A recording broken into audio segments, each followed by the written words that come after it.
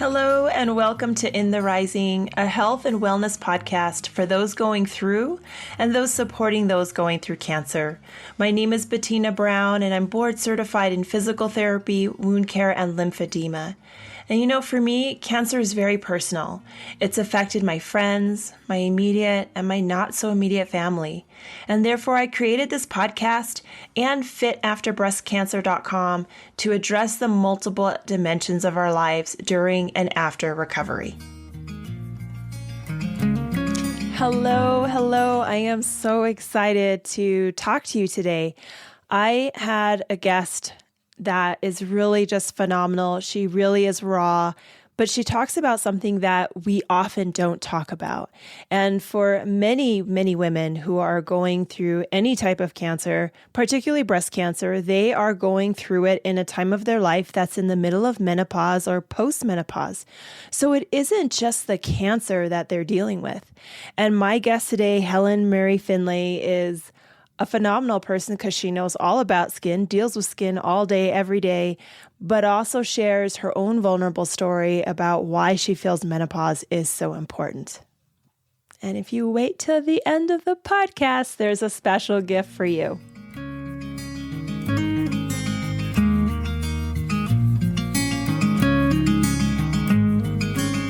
Welcome, Helen, to In the Rising podcast. I'm excited to have a conversation with you today. Me too.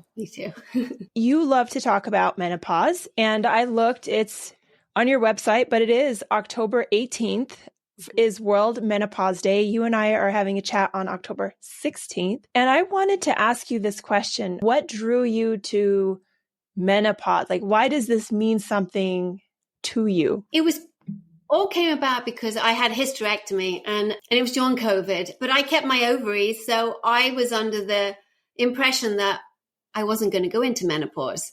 But in fact, I did go into menopause. So it's a very personal story for me. It's my own personal journey. And then once I realized that the symptoms I was exhibiting, I realized they weren't unique to me. That's when I felt, women need to know about this more. And I kind of felt that I wanted to be a part of that voice, really. So that's where it all started. And thank you for sharing such a personal event. It does sound like you were not fully aware of what was coming for you after this hysterectomy. Is that a fair assessment? Oh, absolutely. I was not expecting it. In fact, I didn't really realize I was even in perimenopause in the lead up because that hadn't really been spoken about either. So I was blindsided. Yeah. Did you feel any frustration with not having heard about perimenopause, menopause, postmenopause, or just tell me a little bit about your emotions involving all of this? I did. I wished I'd known about it, and I wished I had known that there were resources out there at the time. But I think I felt, with a lot of the symptoms, I didn't know what was causing them. So it was quite a frightening time, really. I was losing a lot of hair. I had chronic insomnia, feeling kind of blue, to be honest, I think because of lack of sleep. And I think if I'd have known that was menopause at the time, I would have given me back some control, because I would then have put a label on it, and I would have known, at least I would know where to start, right? I would have tried to find a doctor from there. But yeah, without knowing that they're all connected, I was kind of stumbling in the dark, really, to be honest. So you learned, obviously, that you were experiencing the symptoms. Say you put a label on it. What were the steps that you took, Helen, to start to take control back over your life? It was just research, It was just, did I have insomnia, and why was my skin so dry and my hair? And I started to see that maybe there was an estrogen link to all of that. But to be honest, it really started with after the hysterectomy. I went back to my doctor. I told him all the symptoms I had, and even he never made the connection, which is kind of strange because I had a hysterectomy, but again, he said, oh, you kept your ovaries. So I had to go to see probably 3 doctors. It wasn't until I actually had a follow-up with my surgeon, and I told her all of these symptoms, and she looked at me, Helen, you're in menopause. And that was the aha moment. And she was lovely. I think from then on, things got so much better. But it was having someone that was empathetic and was willing to listen to those symptoms and take me seriously. That was the big change, really, being taken seriously. And what you just mentioned, going to multiple doctors and then being taken seriously, that's a frequent journey for so many. Having to go to doctor after doctor, like, no, you're fine. It's all in your head. And then not being really taken seriously and not being seen and not being heard. No, it's extremely frustrating. And you probably know these stats, but when I started looking, because I was so surprised when my doctors had never made that link. And then I did some research on that, and it found that 80% of doctors are uncomfortable talking menopause. And only 20% of OBGYNs even study menopause. So that's when I saw there was a real information gap, that if our own healthcare providers were not equipped, it's not surprising that when we go to the doctor, they lacked empathy or understanding, or could kind of put us on the right track to certain, maybe medications or treatments that we could maybe follow. So that was another reason that I became even more passionate about that, was, almost women have to take control of the education side of things too. We have to educate ourselves. And really, what you said, you did the research. I mean, all of us should be involved in our own healthcare, but it does sound like you had to start from scratch. Yeah, I mean, I didn't know, well, I don't have osteoporosis, but I didn't know that there were so many other symptoms connected to menopause, such as osteoporosis, cardiovascular diseases, which is actually the theme of this year's Menopause Awareness Day, or month, in fact. There's so many, your sexual health changes too. Sex can be more painful. You have less of a sex drive.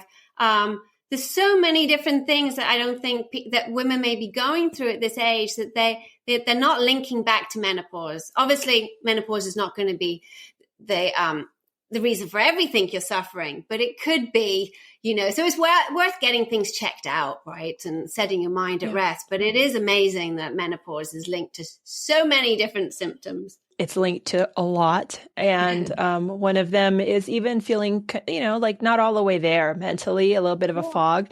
And now you also mentioned, as you were sharing all of this, you felt like there was dry skin and your hair loss. But it also sparked up something because of your career. Share a little bit about what you do. What's your day job?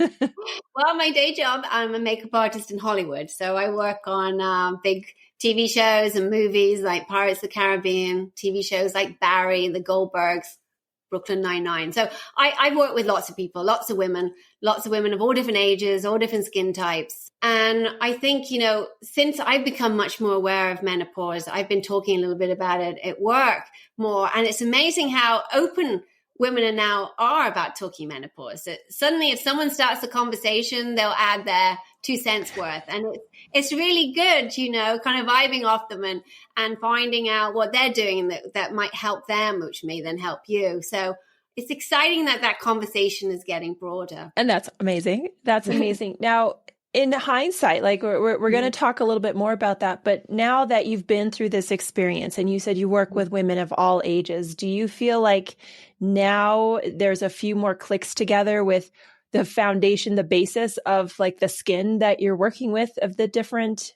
aged women and where they are in those 4 phases of menopause? Oh, you mean as what, if I can see those differences? Well, the big difference is hydration. It's the inability to kind of, lock in that moisture that you really start to see when someone's in perimenopause. So the dry skin, as soon as you enter menopause, your skin changes quite rapidly in the first few months. Your skin is going to be a lot less elastic, firm. So you definitely, from perimenopause, you start seeing that. I would say I start to see that probably when someone's around about 47. That's when I really start to see that difference in their skin, for sure, without a doubt. And then hyperpigmentation too, when women are getting around about late 40s, 50s, skin damage we had in our early 20s, when we weren't so great back then and putting the SPF on, that's going to come back to haunt you at this point of your life. You're going to see a lot more hyperpigmentation in those areas that you probably had sunburn. So those are the other big key signals, really. And now you decided to do a little bit about some of this. So share a little bit about your website and what you've decided to delve into. Because, I was on this journey. I didn't know what was happening. Then I figured out what was happening. A big part of it was just taking back control. And I realized that, I can't do too much about the hot flashes and things like that, but I could do something about my skincare. I had found that my usual go-tos, my favorites, didn't work anymore.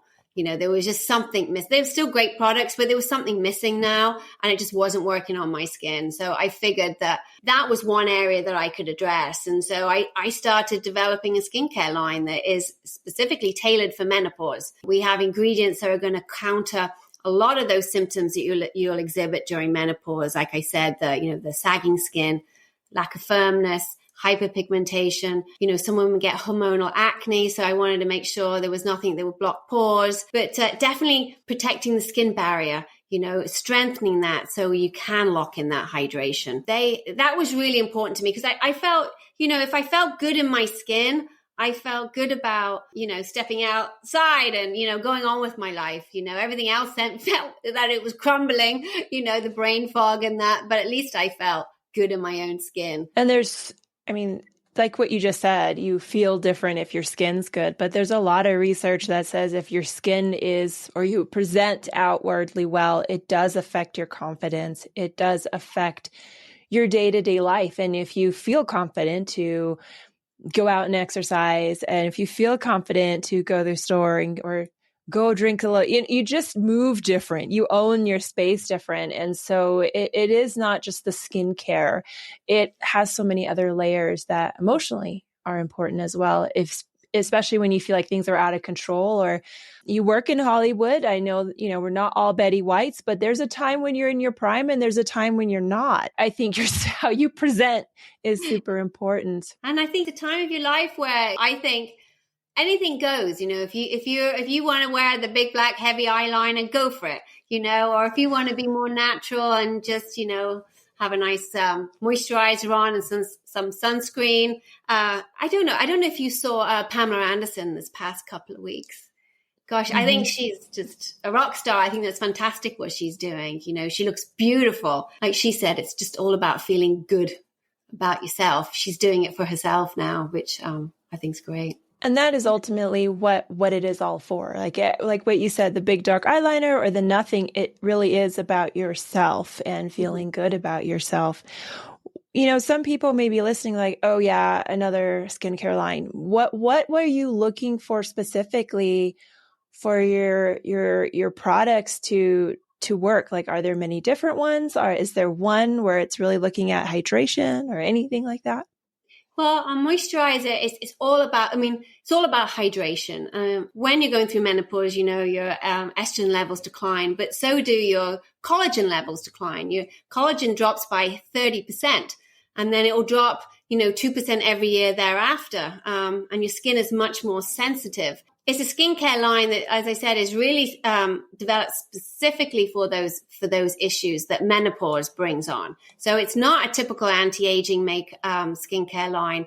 It's definitely more niche in that sense. So it's for you in this stage of your life. So we have things like hyaluronic acid, which is a great hydrator and a great buzz ingredient, and that's fantastic. But we have other great hydrators in there too.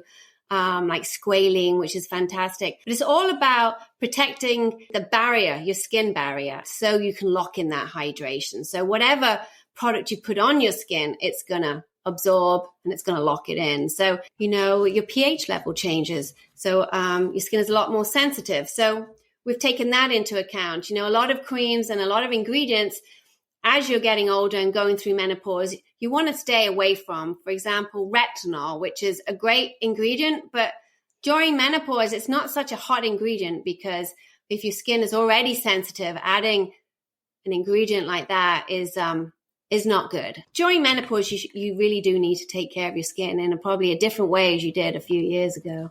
And it sounds like that's a good piece of your life, to really focus on repairing what was done in earlier phases, but also addressing the now. Since you're so focused on menopause, what do you feel like has been a lesson or gift that you've learned through this whole process? I think I've been really surprised when I started talking about menopause amongst friends and colleagues and that how open women now are talking about it. And I think that's been a real blessing. And it's been a real source of comfort. It helps create that network of people around you. So I do encourage people to talk about menopause. I may sound like a broken record half the time to my friends now, but I do encourage people to talk about it. You'll be quite surprised.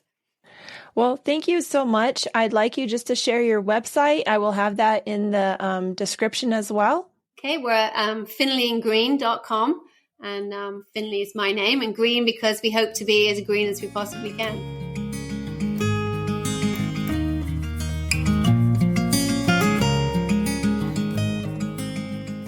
Love the skin that you're in. How many times have we heard that and really wanted to connect with that statement, but felt because of hyperpigmentation, because the skin is dry, because we want to peel the skin right off, or we're so frustrated with what we're looking at in the mirror that we don't love the skin that we're in. And for many women going through menopause, this is exactly the scenario that they're feeling. And so Helen realized this because she sees it all day as her work as a makeup artist, but she herself has been through it.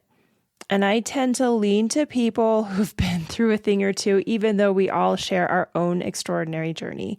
And so she is giving all of us listeners a 30% discount. And I will put that in the link below, that if you like to try something out to see if it works for you, give it a shot. You have nothing to lose. Thank you so much for giving me your time today and for listening in. If you feel this podcast is something that will help others, go ahead and share it. It will make such a difference if we put it in the hands and ears of those that will make a difference for today. Go ahead, leave it a 5-star review. It does so much, again, to spread the word. And I look forward to talking to you and hearing from you in the future. And until next time, let's keep building one another up.